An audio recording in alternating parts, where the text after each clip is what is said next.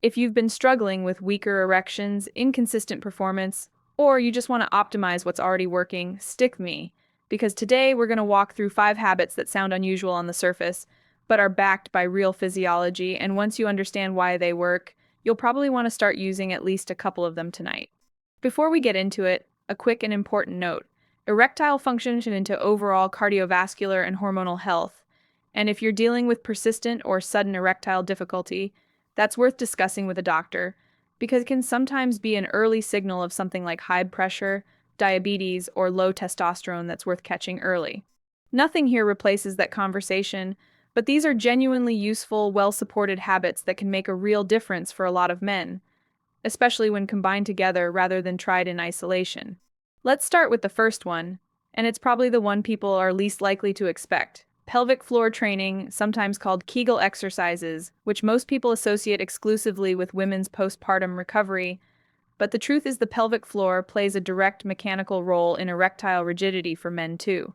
There's a muscle called the bulbocavernosus, along with the surrounding pelvic floor muscles, and its job is essentially to act like a valve, contracting to trap blood in the erectile tissue once it flows in, which is what keeps an erection firm rather than letting it soften prematurely. When that muscle group is weak, which is extremely common in men who sit for long hours at a desk or in a car, blood can flow in just fine, but doesn't get held there as effectively, which shows up as reduced firmness or difficulty maintaining an erection during activity. Clinical research on this is genuinely encouraging. Studies looking at structured pelvic floor exercise programs have found meaningful improvement in erectile function for a significant portion of men who stuck with a consistent routine over a few months, in some cases performing comparably to standard interventions. The exercise itself is simple, though most men do it incorrectly at first. You want to identify the muscles you'd use to stop urine midstream or to stop yourself from passing gas. That's your pelvic floor.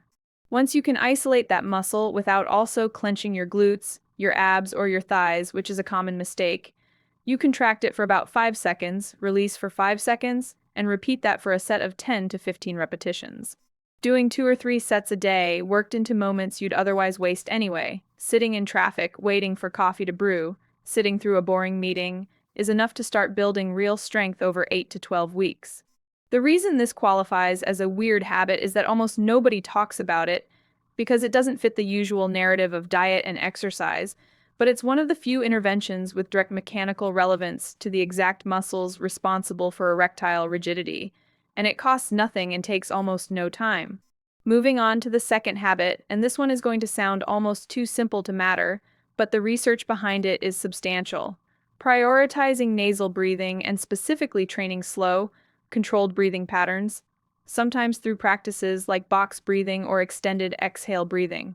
The connection here comes down to the autonomic nervous system, which has 2 main branches: the sympathetic branch, which handles fight or flight responses, stress, alertness, and vigilance, and the parasympathetic branch, which handles rest, digestion, and yes, arousal and erectile function.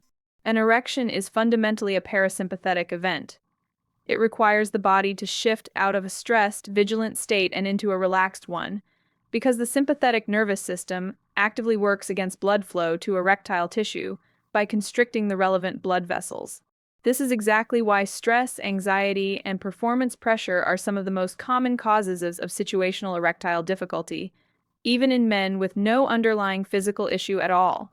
Slow breathing, particularly breathing that emphasizes a longer exhale than inhale, has been shown in multiple studies to shift the body measurably toward parasympathetic dominance within just a few minutes, lowering heart rate, lowering blood pressure, and reducing circulating stress hormones like cortisol. A simple version of this that a lot of men use effectively is a 4-count inhale through the nose, a 4-count hold, and a 6 to 8-count exhale through the nose, repeated for around 5 minutes, ideally practiced daily but especially useful in the 20 or 30 minutes before intimacy if anxiety tends to be part of the picture.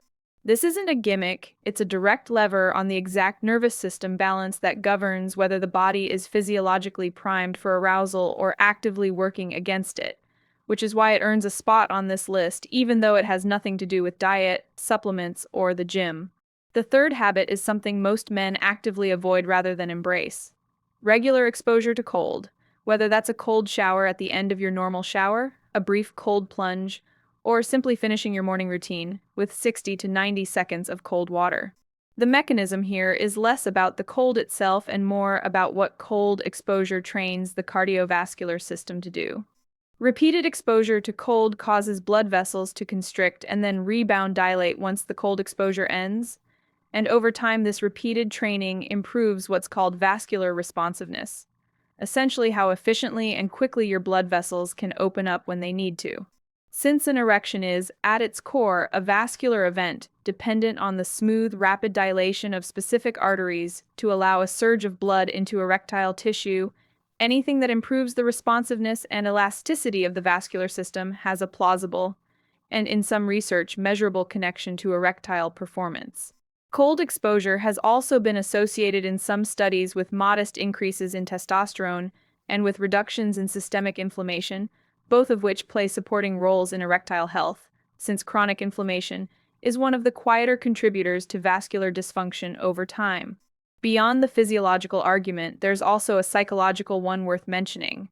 Deliberately doing something uncomfortable and controlling your breathing in response to that discomfort builds a kind of stress tolerance that transfers directly to performance anxiety, which, as we just discussed, is one of the most common non-physical contributors to erectile difficulty. You don't need extreme cold or long exposure times to get the benefit. Even a short, consistent cold finish to a regular shower, done several times a week, is enough to start training this response over a matter of weeks. The fourth habit ties directly into diet, but not in the way most people expect, because it's not about a specific superfood or supplement, it's about nitric oxide, and specifically about eating in a way that protects your body's natural nitric oxide production rather than accidentally shutting it down. Nitric oxide is the signaling molecule directly responsible for the dilation of the blood vessels that fill erectile tissue. It's literally the same molecular pathway that prescription erectile dysfunction medications work through. They simply prolong the effect of nitric oxide that your body already produces.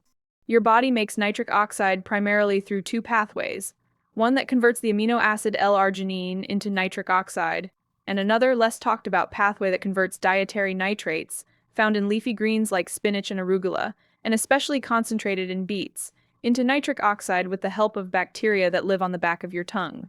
Here's the part that qualifies as weird.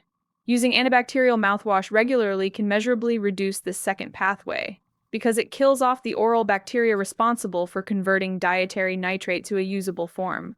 And several studies have actually found small but measurable increases in blood pressure in people who used antibacterial mouthwash regularly, likely tied to reduced nitric oxide availability. So one of the simplest habit adjustments here is cutting back on antibacterial mouthwash unless a dentist has specifically recommended it, and instead supporting the nitric oxide pathway from the food side, working nitrate-rich vegetables into your diet regularly. Beets, spinach, arugula, and celery are the standouts, along with foods naturally rich in L-arginine, like nuts, seeds, and lean poultry. Some men also find beet juice specifically useful as a pre-activity habit, since its nitrate concentration is high enough to produce a measurable, if modest and temporary, increase in circulating nitric oxide within a couple of hours of consumption. And there is a reasonable body of sports science research supporting this same effect for athletic blood flow and endurance performance, which shares the same underlying vascular mechanism. On the flip side, the habits that quietly undermine this pathway are worth naming too. High sugar intake and chronically elevated blood glucose damage the delicate lining of blood vessels, called the endothelium, which is exactly where nitric oxide production happens. So a diet consistently high in refined sugar isn't just a general health concern, it's directly undermining the vascular mechanism erections depend on. The fifth and final habit is the one that probably gets the least attention relative to how much it actually matters. Protecting deep sleep specifically, not just total sleep duration. Most people know that sleep matters broadly for health, but the specific connection to erectile function comes down to testosterone production, which happens overwhelmingly during sleep, and specifically during the deep and REM stages, with the largest pulses of testosterone release typically occurring in the early morning hours during the final sleep cycles before waking. This is also, not coincidentally, when most men experience nocturnal erections, which clinicians actually use as a diagnostic marker. Began is reliably having nocturnal erections, It strongly suggests the physical vascular side of erectile function is working normally, and any daytime difficulty is more likely tied to psychological or situational factors rather than physical ones. Men who consistently get short or fragmented sleep, particularly sleep that's interrupted before those final REM-heavy cycles complete, show measurably lower testosterone levels in research. And isn't a small effect. Some studies tracking sleep restriction found testosterone drops comparable to aging 10 to 15 years in terms of hormone levels, after only a week of restricted sleep. Beyond hormones, sleep deprivation also elevates cortisol, the same stress hormone we talked about with the nervous system, creating a double effect where sleep simultaneously lowers the hormone that supports libido and performance, while raising the hormone that actively works against the parasympathetic, relaxed state erections depend on. The weird part of the sleeping more. Most men, oh, they should do that. It's the specific behavioral levers that protect sleep quality rather than just total hours. Keeping a consistent wake time even on weekends, since irregular sleep timing, avoiding alcohol within a few hours of bed, since alcohol is depressing REM sleep, even when it makes people fall asleep faster, and getting bright light exposure, ideally sunlight in the first 30 to 60 minutes of waking, which helps anchor the body's circadian rhythm and improves the quality of sleep the following night. Cutting caffeine intake earlier in the day than most people do, ideally not after early to mid-afternoon, also has a bigger effect on deep sleep than most people assume, because caffeine has a longer half-life than commonly believed and can suppress deep sleep stages, even when someone doesn't consciously feel it keeping them awake. Put together, pelvic floor training, breath-based nervous system regulation, cold exposure, nitric oxide supportive of eating habits, and deep sleep protection aren't random wellness trends, they each distinct and legitimate physiological pathway of function. The mechanical valves that hold in place, the nervous system balance, whether the body is working against it, the vascular flexibility that determines how efficiently blood vessels can respond, the molecular pathway that triggers blow in the first place, and the hormonal foundation that directly controls. None of these require medication, none of them require spending monuments of questionable quality, and all five are things you can start incorporating in small, low-effort ways. A few minutes of pelvic floor training worked into moments you're already sitting around anyway, a 5-minute breathing practice before bed, a cold finish to your normal shower a few times a week, swapping a soda for a beet or spinach-based smoothie a few times a week, and treating your wake-up time and evening caffeine cutoff as seriously as you'd treat a workout schedule.